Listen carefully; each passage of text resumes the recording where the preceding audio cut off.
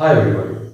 Today we are going to continue our topic, that is mucoepidermoid carcinoma.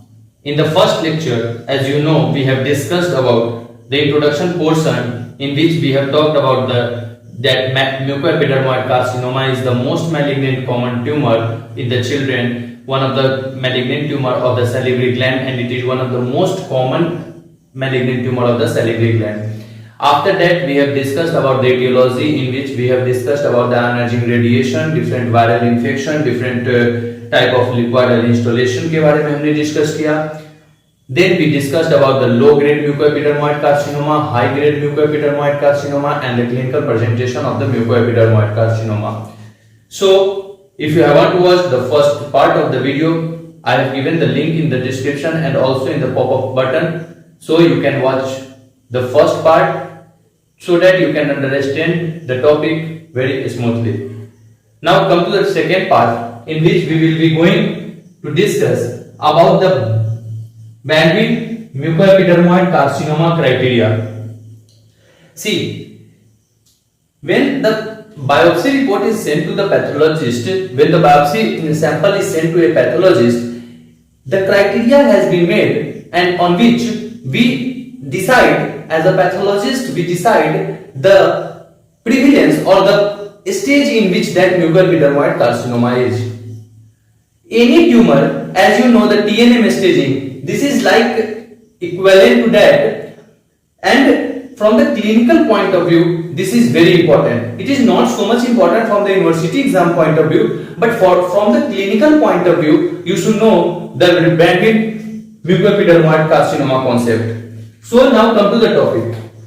See, in the feature intracystic component, if intracystic component is less than 25%, then we give a point of 2.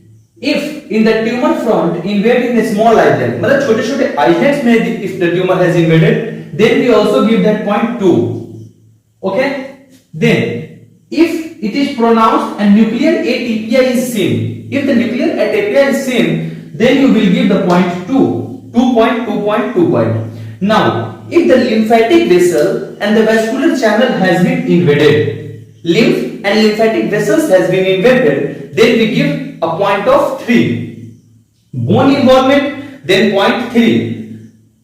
If more than 4 mitosis per 10 high power field, when you in the slide you see the mitotic figure is more than 4 per 10 field, then you will say that the point is given that is 3. Then perineural spread, if the neural area is spread, perineural area is spread, then also point 3 is given, and necrosis if present, then 3 point. So this is just a criteria that has been made.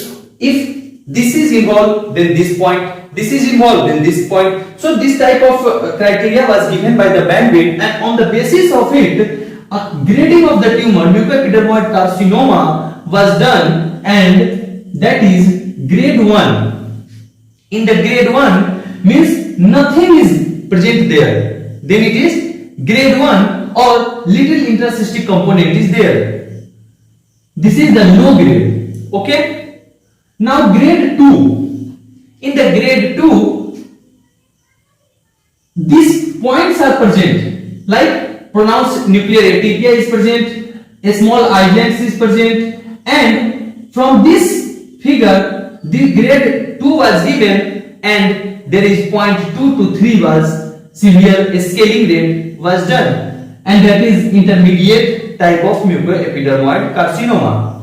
Then grade 3, in which necrosis, perineural stress, bone invasion, lymphatic vessel infiltration was seen, and that is the grade 3 and the highest power of the tumor, and that is the high grade tumor.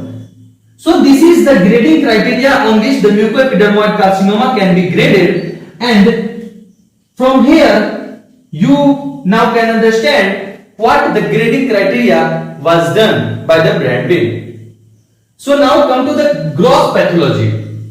See, when you see a tumor, this is important for the exam, that when you see a tumor, how you can tell that this is a mucoepidermoid carcinoma. So there is some gross pathology you will see the tumor, the outer appearance of the tumor, that is, there will be cystic space. Okay, in the low grade mucoepidermoid carcinoma, there will be cystic space or gross cystic space will be seen. That is, like a fluid area can be seen, fluid filled space can be seen. Area of hemorrhage can be seen.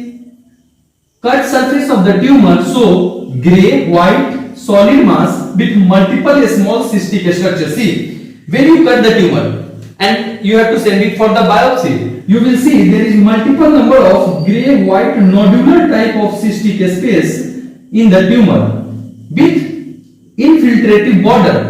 जो इनके border होंगे they can be इनफिल्ट्रेटिव, ये infiltrate कर रहे होंगे एक दूसरे को, and this is the infiltrative border. Now in the histopathology, come to the histopathological part. In the histopathology, when the biopsy is done and you see in the slide, what you will see? See, in the first lecture, I have told you that this mucoepidermoid carcinoma is made up of mucus secreting cell and the epidermoid cells. So the name is derived mucoepidermoid carcinoma. See, in the variety of cell type can be seen in this tumor. Okay, different type of cells, and when different types of cells are present, they will have different pattern of growth. Okay, so this tumor is composed of mucus secreting cells. Okay, mucus secreting cells are present in the tumor, and remember one thing, in the dentigerous cyst complication you have been told by me and even your staff in the colleges that the complication of dentigerous cyst is mucoepidermoid carcinoma. Now you are clear that in the dentigerous cyst also we see the mucus secreting cells present, and when the mucus secreting cells are present, that is the histological criteria of the mucoepidermoid carcinoma. Second part, the epidermoid cells. These epidermoid cells are nothing but the squamous cell epithelial cells. Then intermediate cells are present, and this cell, which cell are present, and that on the basis of that we grade the tumor, like low grade, this tumor is low grade, this tumor is high grade tumor, this is the intermediate grade of tumor, on the basis of the cell present. Okay, the columnar cells are present. Okay, then Killian cells are present. These Killian cells are nothing but the large polygonal cells with mucin and glycogen free. These cells are glycogen free, they are large cell and they are free of those infiltrative cells.